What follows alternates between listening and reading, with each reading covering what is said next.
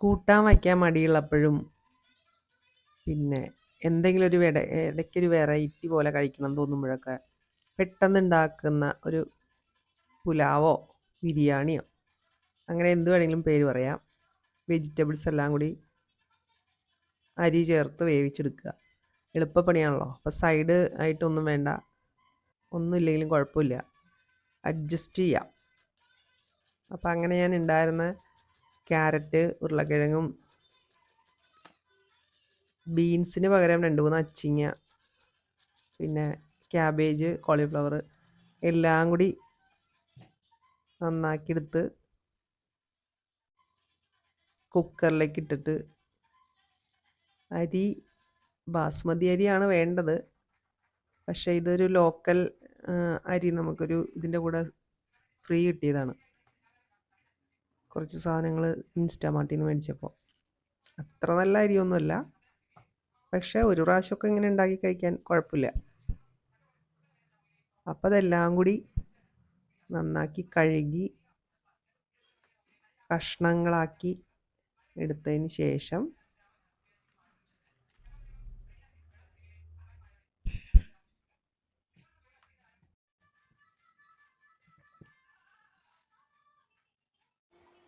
Cooker അടുപ്പത്ത് വെച്ചിട്ട് അതിലേക്ക് നെയ്യാണ് ഞാൻ ഒഴിച്ചു കൊടുക്കുന്നത്.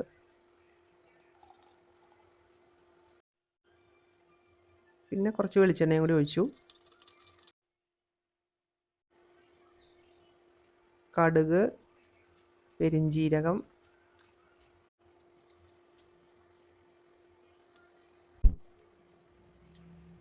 ബേ ലീഫിൻ്റെ ഒരു കഷ്ണം, പിന്നെ മസാലക്കൂട്ടെല്ലാം കൂടി ഓരോന്ന്.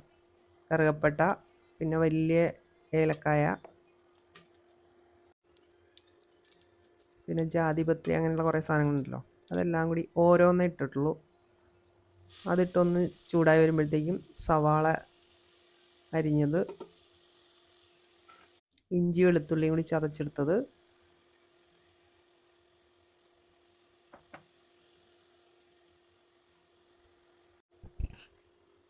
പിന്നെ ഉപ്പും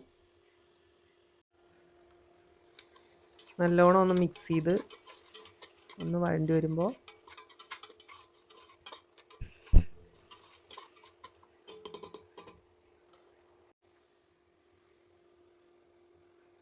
പച്ചമുളക് ചേർത്ത് കൊടുക്കാം. പിന്നെ തക്കാളി,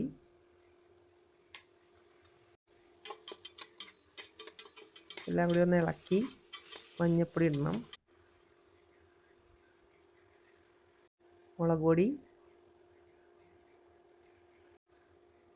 മല്ലിപ്പൊടി, ഗരം മസാല,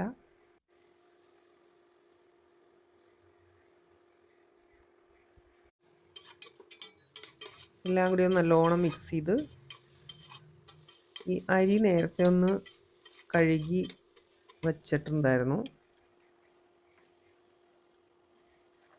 എല്ലാ അരി അങ്ങനെയാണല്ലോ, ബാസ്മതി അരിയൊക്കെ അങ്ങനെ കഴുകി കൂടെ ഒരു 5-10 മിനിറ്റ് വെച്ച് കഴിയുമ്പോഴത്തേക്കും നല്ലൊരു ഇതാവും. അപ്പോൾ അതിൻ്റെ കൂട്ടത്തിൽ ഞാൻ അരിഞ്ഞു വെച്ച വെജിറ്റബിൾസ് കൂടി ചേർത്ത് കൊടുത്ത് നല്ലോണം ഒന്ന് മിക്സ് ചെയ്ത്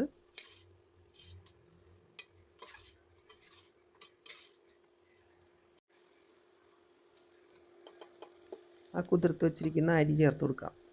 നമുക്ക് ആവശ്യമുള്ള വീട്ടിൽ എത്ര ആളുണ്ട് അതനുസരിച്ചിട്ടുള്ള അരിയാണ് കേട്ടോ എടുക്കുന്നത്. കരിവേപ്പിലയാണ് ഇട്ട് കൊടുത്തത്, മല്ലിയില ഉണ്ടായിരുന്നില്ല. മല്ലിയിലയും കൂടി ഉണ്ടെങ്കിൽ നല്ലതായിരിക്കും. മല്ലിയിലയാണ് ഒന്നുകൂടി ടേസ്റ്റ് വരിക, അപ്പോൾ ഞാൻ കരിവേപ്പില ഇട്ടുള്ളൂ. എല്ലാം കൂടി നല്ലോണം ഒന്ന് ഇളക്കി ആവശ്യത്തിലുള്ള വെള്ളം ഒഴിച്ചിട്ട്, നമ്മളെടുക്കുന്ന അരിയുടെ ഇരട്ടി വെള്ളമാണ് എടുക്കുന്നത്.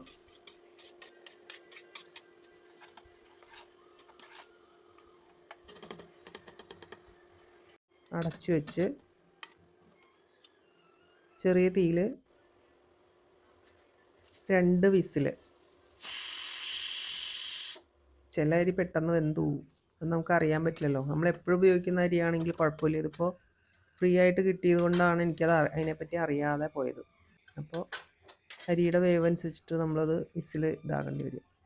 ഇതിപ്പോൾ 2 വിസിൽ അടിച്ചപ്പോഴത്തേക്കും തന്നെ ഇത്തിരി കൂടി നല്ലോണം ഒന്ന് ഇതായി വെന്തു. പക്ഷെ കുഴപ്പമില്ല, നമുക്ക് കഴിക്കാൻ പാകത്തിനായി.